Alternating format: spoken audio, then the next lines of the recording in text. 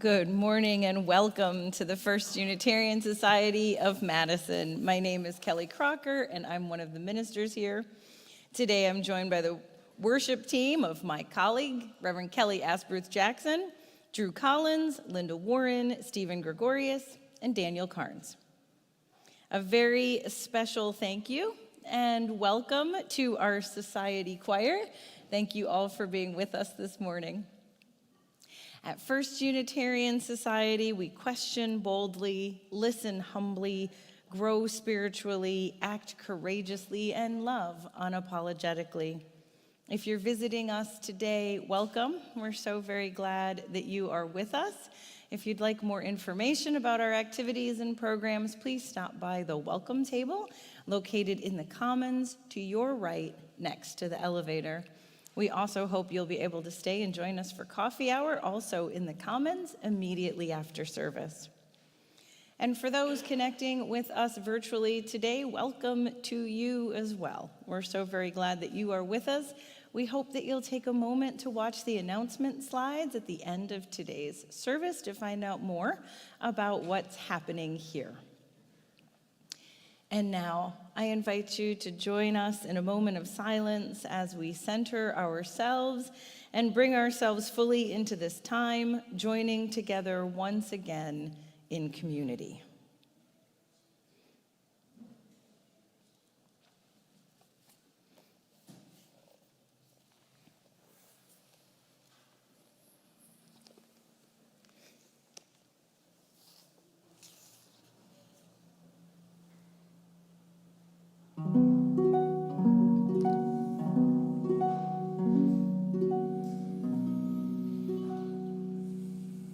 We gather together in this space to honor and understand our lives. We bring our pasts and would share them, our dreams and would express them. Whatever the need that brings you to this special place and hour, know most surely that it is best served through eager receptivity of mind and heart. We use words, song, silence, and gesture. Words cannot define our lives, but they enable us to reach out to each other, to tell and to listen, that we may be renewed, connected, unburdened. If it be to take a firmer step toward the lifting horizon of high thought, if it be a desire to give assistance to feelings that should range and are true, if it be to challenge the way of your life, if it be to find your place as part of a caring and serving community, then let your mind consider well what is here thoughtfully given. Then let your heart accept freely what is here lovingly shared. Apprehend with wonder the lives of those around you, for from wonder into wonder, existence opens. And we invite you now to rise in all the ways we do, joining together in our words of affirmation as we light our chalice. This light we kindle is set in the lamp of our history. We inherit this free faith from the brave and gentle, fierce and outspoken hearts and minds that have come before us.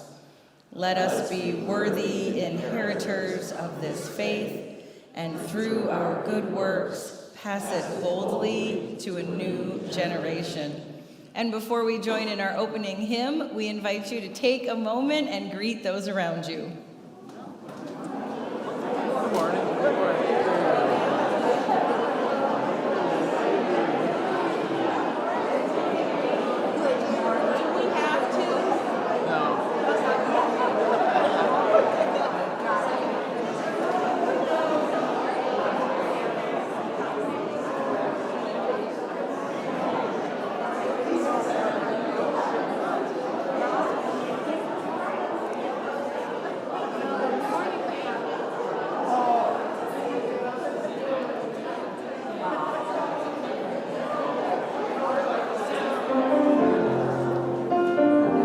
I invite you to join in singing our opening hymn, number 15, The Lone Wild Bird, 1-5.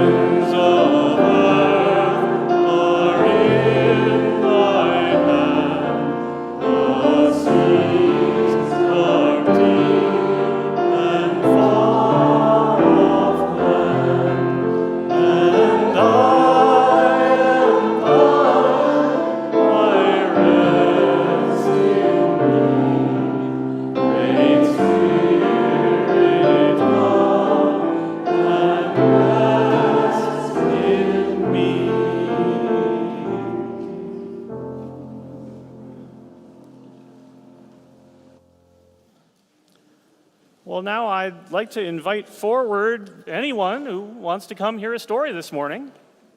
Please come up and join me. Hello. Good morning. Good morning. Good morning. It's good to see you. Good to see all of you. Well, I have a story. Good. It got fixed on the slide. I have a story for you this morning that comes from... You went trick-or-treating? Yeah. And you got some cat glasses? All right. Come from the Africa? Yes, so I'm very pleased to hear about the cat ears. And we actually have some cat ears here as an illustration. So today's story comes from West Africa, specifically the country of Nigeria. And it's about a hunter who was out in the jungle one day. He had caught some game, right? A hunter's job is to catch animals and bring them back to the village so that he can eat them, other people can eat them. That's the purpose of the hunter. So he had caught something to take back to the village to feed. You know, I actually don't know what he caught. Because you're going to see, we're going to breeze right past that part of the story. But we just know that he had something, right? And he had something, and who should he run into but a mongoose? Does anybody know what a mongoose is? Yeah? No? Yes? Mongoose? Mongoose is a rodent. Yeah, we had a whole thing about is it a rodent? I'm pretty sure it is. Yeah, I think that's right, because I think it's related to a ferret, and ferrets are rodents, right? So a mongoose is kind of, I've heard the term cat snake before, because it kind of has a face a little bit like a cat, but then it's like long and squiggly. And they're sort of famous for being good at hunting actual snakes. Yes? Can they run into an alligator? Not today, because that animal isn't in the story. But you will see that there are some other surprising things in the story a little bit later on. But the first thing he ran into was the mongoose, and the mongoose said, "Oh, hunter, I am so hungry. I see that you have caught something good to eat. Would you be willing to share some of your food with me?" And the hunter considered this and thought, well, it's not every day that you meet a talking mongoose. So out of a generous spirit, he shared some food with the mongoose. The mongoose was very happy to have a full belly and went away very grateful. Yes? What would you do? What would any of you guys do if you ran into a mongoose and it wanted all of your dinner? Oh, and it wanted all of your dinner. Well, this was more of a sharing situation, but I see that it's sort of a different question, right, if it wants the whole thing. So the mongoose went away, full belly, and still, on his way back to the village, not yet home, the hunter runs into another animal, and it's a crocodile. Yay! And this was so the mongoose was very hungry. This crocodile was very forlorn. It was a very unhappy, very sad crocodile because it said, "Hunter, I went into the jungle thinking that I was going to catch my lunch, and I got too far away from the river. I didn't find anything to eat, and now I can't find my way home again.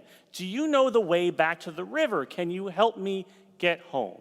And the hunter, again, in a very generous mood, once again impressed by the talking animal, decided, yes, I'm going to help this crocodile out. So he tied a rope around one of the crocodile's feet to help it keep next to him while they're walking through the jungle, a lot of underbrush, a lot of foliage, and led the crocodile to the river, untied the foot. Crocodile went in the river and said, "Oh, thank you so much, hunter. Look, I'm going to come right back with a nice big fish to say thank you." And the hunter said, "Okay, well, I'll hang out and wait for a fish." And the hunter was there, waiting by the side of the river, and waiting, and the day was getting kind of late, and the hunter was thinking about how much he wanted to be back at the village. So he got kind of impatient. He was kind of like leaning way out over the river, waiting for that crocodile to get back with that fish. And so while he's leaning out over the river, Did he fall in? well, sort of. Well, so the crocodile comes back, no fish to be seen. I don't know what that was about. And chomped on his arm and pulled him into the river. So now the hunter's in the river with the crocodile. Not a very safe situation, FYI. Don't recommend getting into rivers with crocodiles. And the crocodile said, "Okay, hunter, now I am going to eat you." And the hunter said, "Well, that's not very fair. I helped you out. I led you back to the river. I tried to do a good turn. This seems unfair to me." And the crocodile said, "Well, as far as I'm concerned, I think it seems very fair because I'm hungry and you're here. But fine. We will find someone to decide between us whether it's fair or not. What about the food he caught? What about the food that he caught? Yes. Oh, yes. So here, How about an allocat axolotl? once again, not as much space for the allocat axolotl as you might otherwise want in this story. So the first, they said, okay, well, we're gonna talk to the first person we encounter, right? So they watch the river flowing by, and what should be floating down the river but a rug, a rug from somebody's house. And the hunter said, rug, here's the whole situation. I helped this crocodile out, I led it back to the river, and now it wants to eat me. Does that seem fair to you?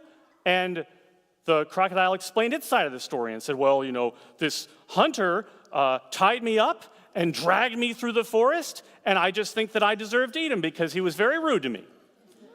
Yeah, it seems like a pretty unfair telling of the story, doesn't it? So the rug said, well, human beings, I know how human beings are. They think you're all fine and dandy when you're nice and neat and freshly woven, and they invite you into their house, and they give you a nice spot on the floor, and you think everything's going to be cozy. But then they just stomp all over you, and then when you're all worn out, they throw you in the river. So you do whatever you want, friend crocodile. I don't care about human beings anymore. And the hunter said, okay, all right, well, there's an obvious bias here with the first person we asked, so we gotta try it with another person. Okay, so they wait a little while longer, and what comes floating down the river but a dress, a dress that somebody had been wearing until recently. And so again, they both explained their sides of the situation, and the dress said, oh, human beings. I know all about human beings. They love you when you look pretty on them, and you go to a party, and everybody's talking about how nice you are, but then when somebody spills something on you, just like that, they take you off, they throw you in the river. No, thank you. Crocodile, you do whatever you want to that human being.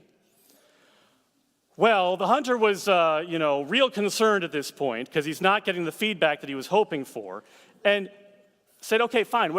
For all the marbles, we're going to go with whatever the next person says. And they waited a long time, and nothing floated down the river, and nothing came. But then, who comes wandering up to the shore? A mongoose. A mongoose. And the mongoose, it was the mongoose from afar. The mongoose now had a full belly, and it was interested in getting a drink of water from the river. And the hunter explained his side of the story. The crocodile explained his side of the story. The mongoose said, well, this is a very hard thing to have to adjudicate. I'm really going to need to see it in practice. We're going to have to act the whole thing out. So, crocodile, you said that the hunter tied up your foot and dragged you all the way through the forest. Is that right? The crocodile said, yes, very bad, very, very, very rude, very unkind, clearly deserving of being eaten. And the mongoose said, okay, well, we got to see how that looks. So, crocodile, you tie up the hunter's foot, and you drag him through the forest all the way back to where you two met. So let's just go the whole way. We'll reenact it so I can see what it was like.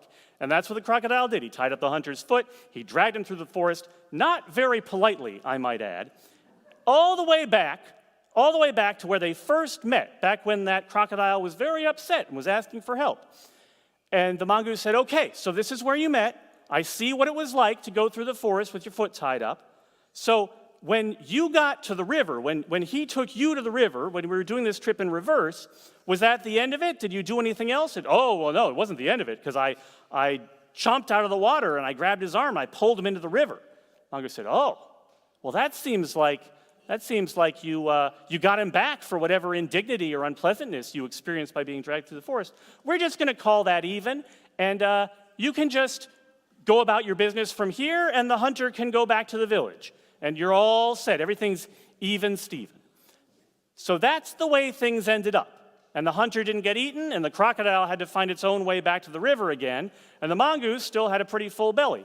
So what do you think the moral of this story is? I have an idea. He should have shared the rest of his food with the crocodile. Yeah. So maybe The crocodile wouldn't have to eat. maybe the lesson is to keep track of the things in your inventory and don't lose track of. Yes. Maybe the moral of the story is just eat what you can find and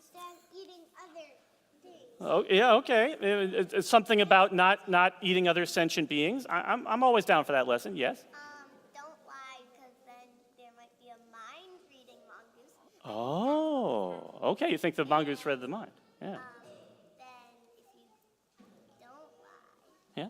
then you still, of course, the crocodile wouldn't get to eat him, but yeah, the crocodile lied. So several good ideas. Let me share one of mine with you. My idea is that it was a good idea to feed that mongoose, wasn't it? Because then he showed up later, and he did a good favor and a good turn for the hunter.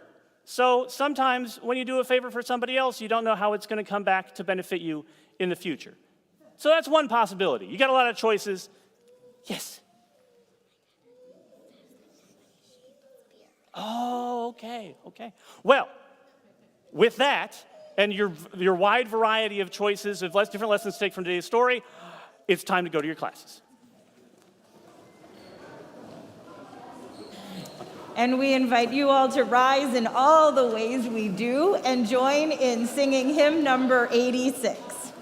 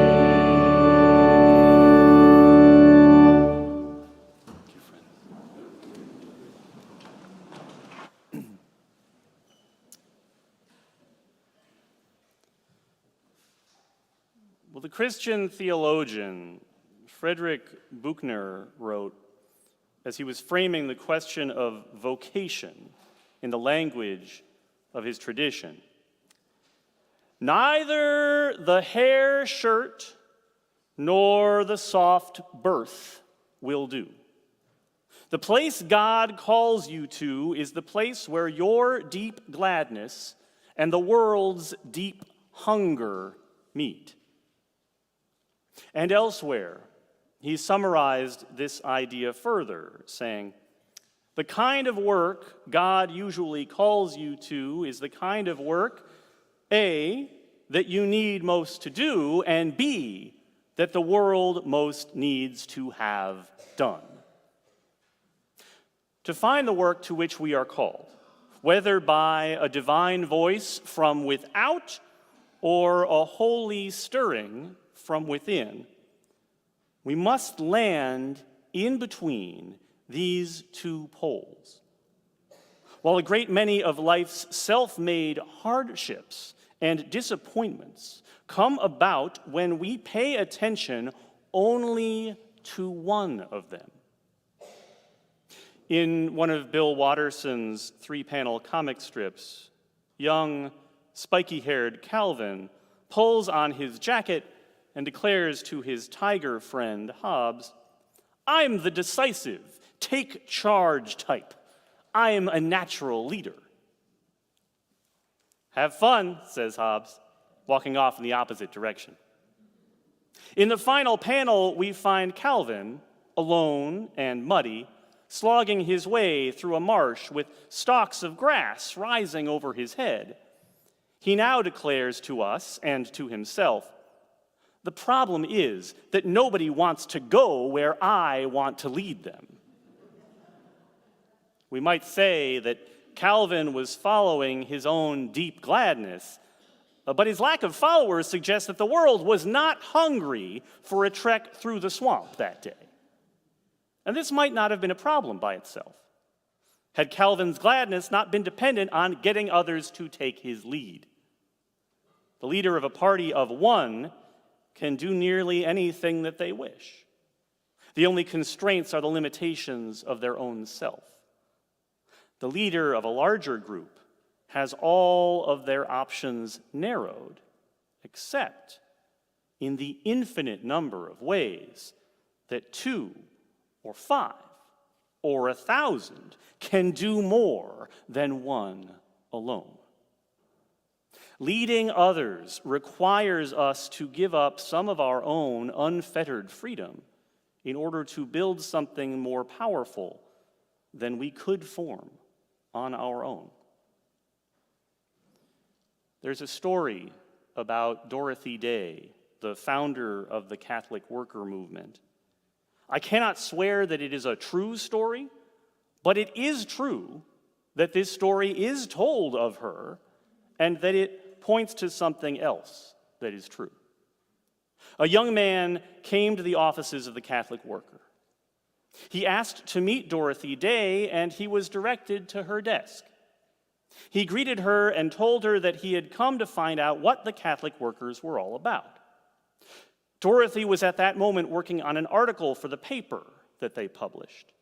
She continued to work on the article without looking up, but she told the young man that if he wanted to know what they were about, he should go and find a broom and head downstairs and back outside and start sweeping the sidewalk. She would be along to join him there when she was done.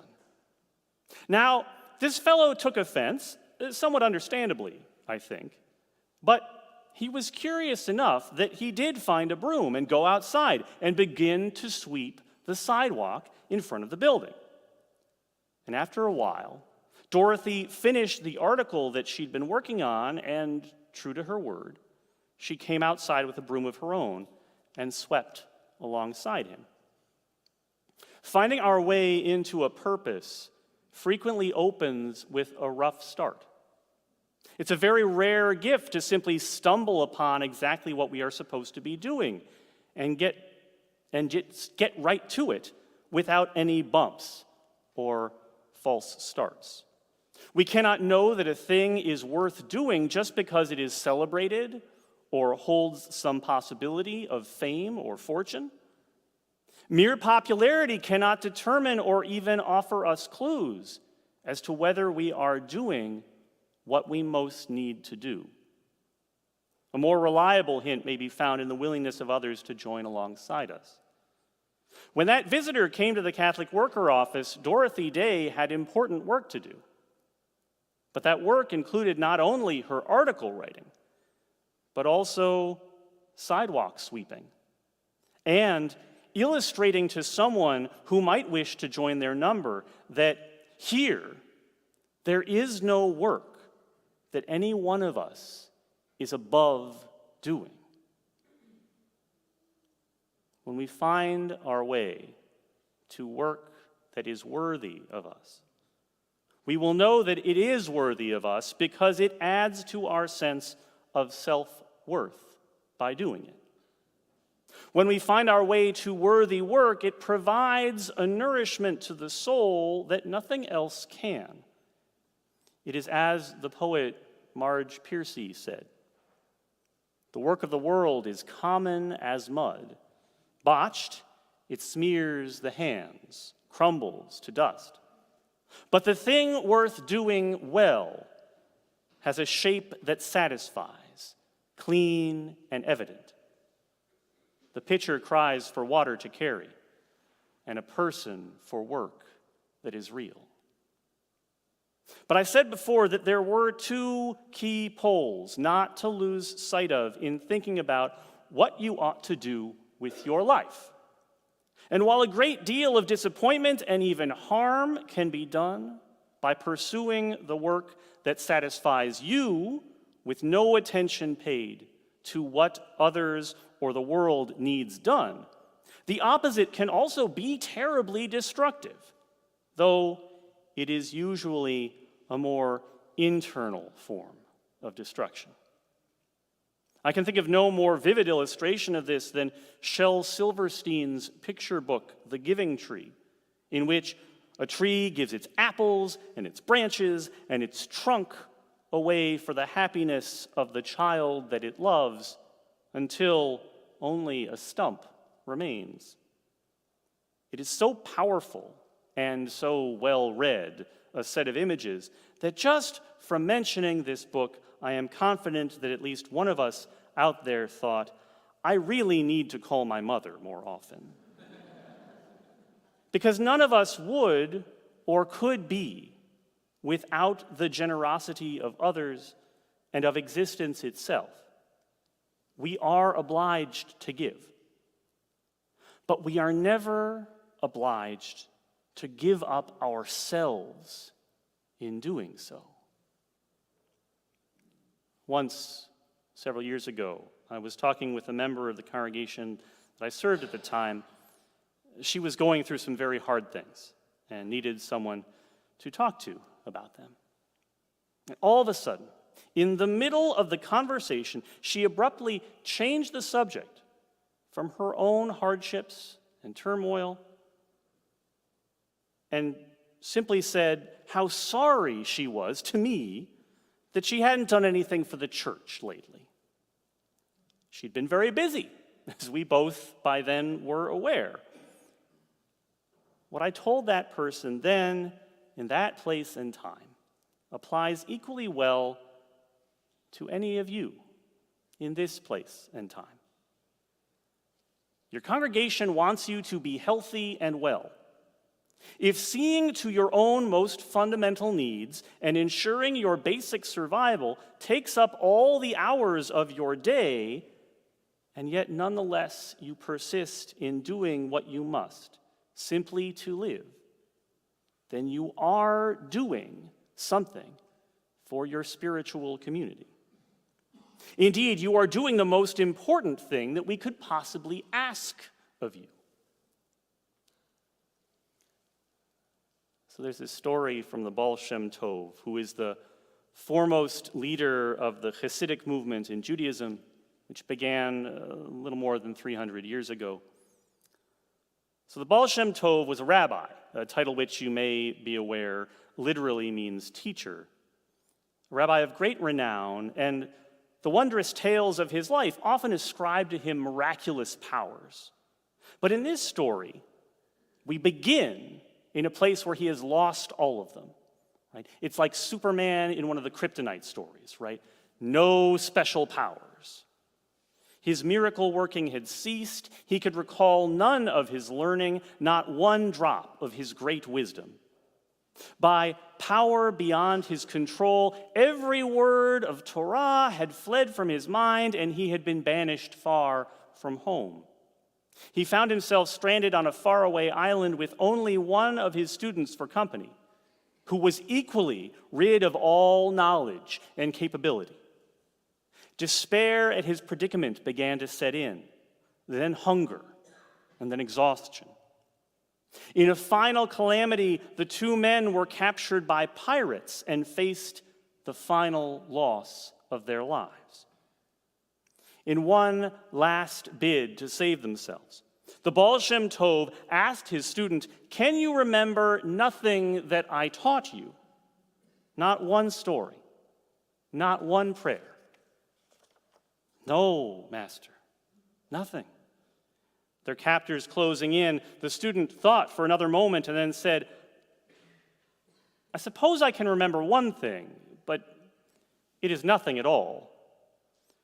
Whatever you can remember is more than I can recall. Whatever it is, no matter how meager or small, recite it now. All the student could bring to mind, the only teaching from his master which still remained with him, were the letters of the Aleph-Bet, the Hebrew equivalent of the alphabet. Dutifully, but with little hope, the student closed his eyes and began to recite Aleph, Bet, Gimel, Dalet, Hey. As he spoke, the image of the pirates began to fade. By the time he reached Mem, the island itself had begun to shimmer like the ending of a dream, and when he pronounced the last letter, Tav, he and the Baal Shem Tov found themselves at home once more, safe and unharmed, their memories restored. However low our own estimate of the contribution that we can make to the world might be, there is no upper limit to its potential to surprise us with its value. In between the pole of caring only for your own motivations or desires and being ruled entirely by a sense of obligation, which ignores your very self, lies the course of generously sharing yourself with the world. Affirming that you have something of value to give, holding to that premise even when you may doubt it yourself, and loving the world of which you are a part. Your family, your community, your planet, your congregation. Enough to feel moved to share your own precious self with it. The poet Uriah Mountain Dreamer writes about listening and waiting for a calling to come. She writes, I have heard it all my life, a voice calling a name that I recognize as my own.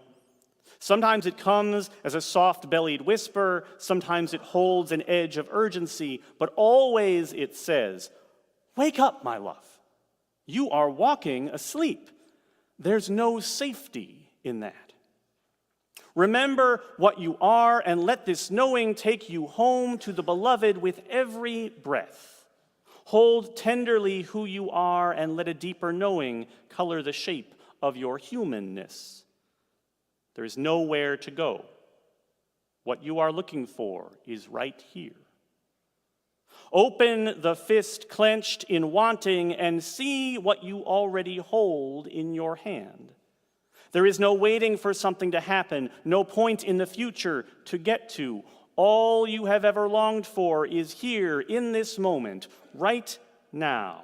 You are wearing yourself out with all of this searching.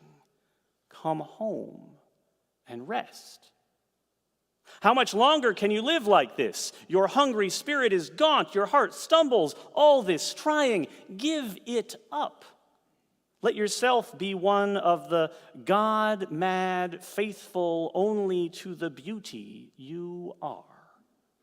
Let the lover pull you to your feet and hold you close, dancing even when fear urges you to sit this one out. Remember, there is one word you are here to say with your whole being.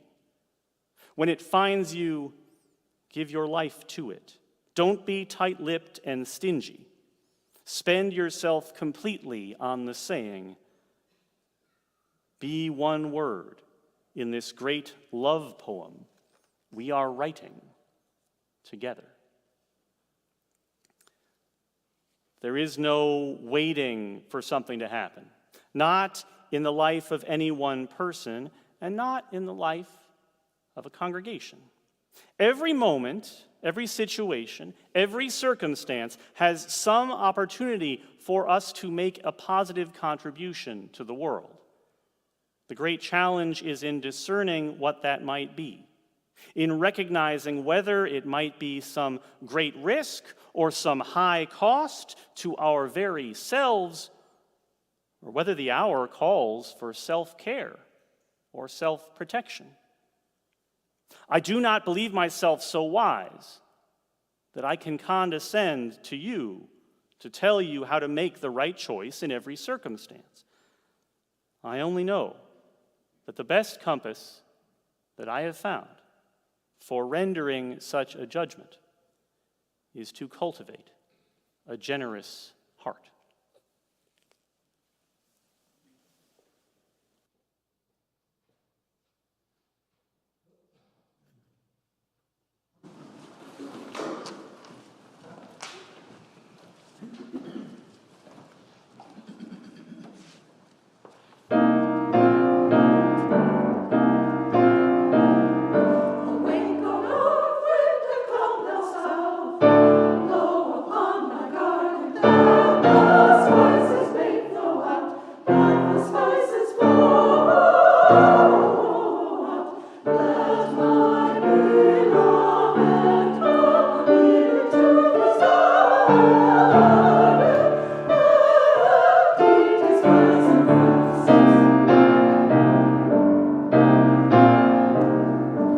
Wake, O north wind, and come thou south. Blow upon my garden, that the spices may flow out, that the spices flow out. Let my beloved come into his garden and eat his blessed fruits.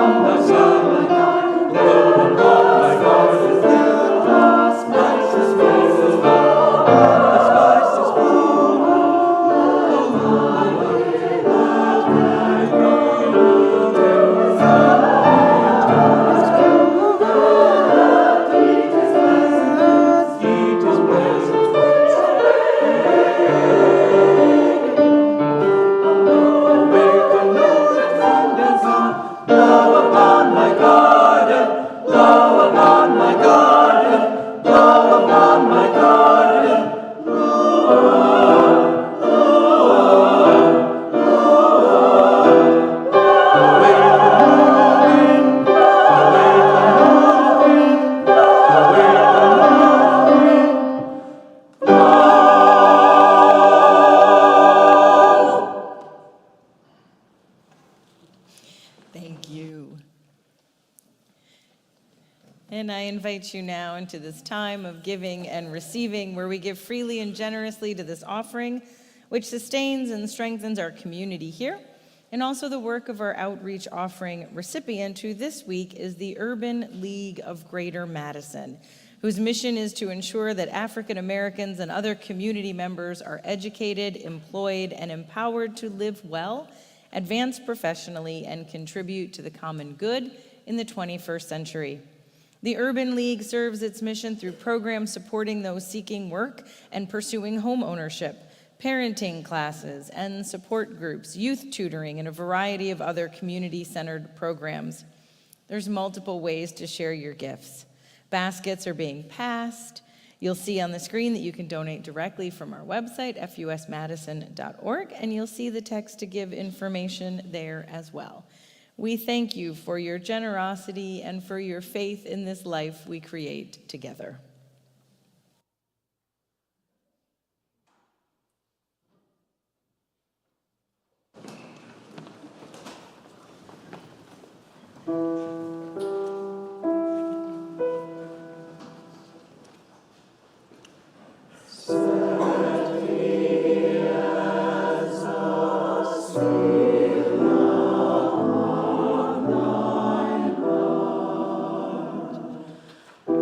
As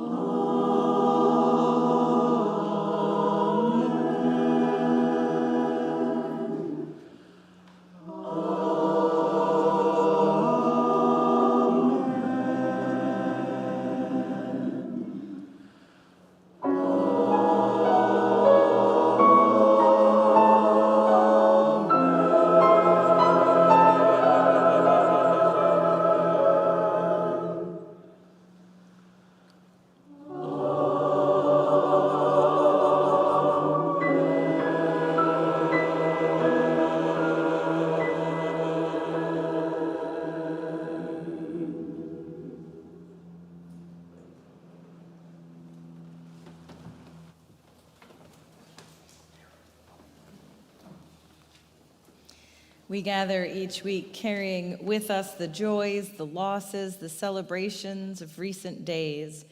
We share them here knowing they are held in love. This week, we light a candle for the continued breaking of hearts, for the violence and loss of life occurring around the globe. In Ukraine, in Israel, in Palestine. In these ongoing acts of terror and violence, we know there are many who are grieving family and friends, loved ones who have died, injured, are facing so much devastating loss. Today, we hold our Jewish, Palestinian, and Muslim neighbors and friends in love and in care as they carry the worry for their community, both in harm's way and also for their community locally, as they face bigotry and hatred. We try as best we can to understand complex situations that have no easy answers. What we do know for certain is that human life is sacred. All people are worthy of our love, care, and compassion. We decry suffering everywhere on this globe and pray for all people everywhere to be free. And we invite you to join us in a spirit of prayer as we light one candle to signify all those sorrows, all the love that lives within our hearts. These are the words of Rika Koffel. Spirit of life, during these tumultuous times, give us comfort and hold us in love. Hold in love those who are affected by violence and oppression in all the different places around the globe, in conflicts known and unknown to us, new or ongoing for unimaginable lengths of time. Hold in love those who live in danger, forced to flee, stuck on their journey into uncertainty. Hold in love those who are startled and unsettled by the sensation of turning on the news and seeing people under attack. And hold in love those for whom the sensation of people being brutalized is an ongoing reality, with them on most days, like a chronic dull pain that never leaves. Hold in love those who in their shock mobilize to help, who show care and meet the situation with incredible generosity. And hold in love those who can't help but feeling stumped, witnessing the situation, shaking their heads in confusion, feeling lost and small and unable to help. Hold in love all the children who long for safety, the parents who cry in their inability to protect them, the ones who bid their families goodbye to send them to safety. Hold them in love whether we see their faces on the news or not. In every unraveling, there is an unveiling, and every unveiling holds the possibility of repairing, rebuilding, and reinventing. Hold us all in love as we reinvent the world together. May it be so, and blessed be.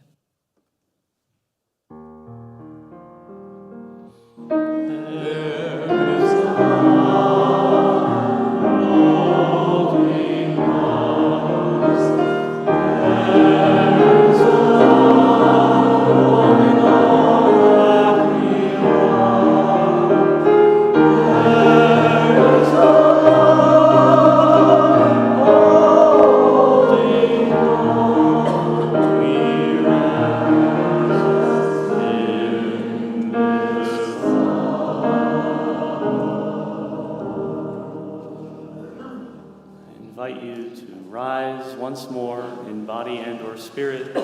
Join me in hymn number 143, Not in Vain the Distance Beckons. 143.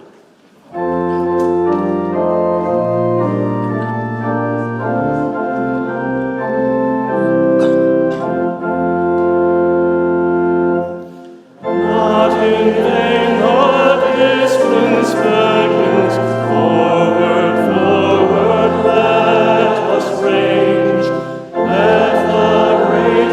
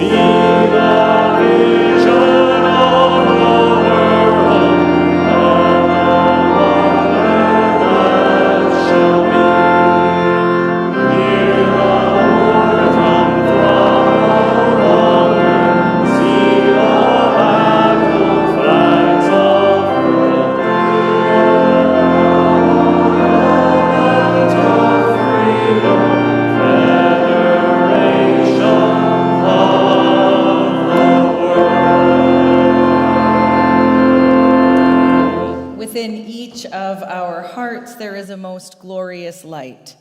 Go forth and let its spark help you understand what troubles both you and others. Go forth and let its light of reason be a guide in your decisions. Go forth and bring its ray of hope to those of need and help in both body and spirit, that they may find healing. Go forth and fan the flames of passion to help heal our world.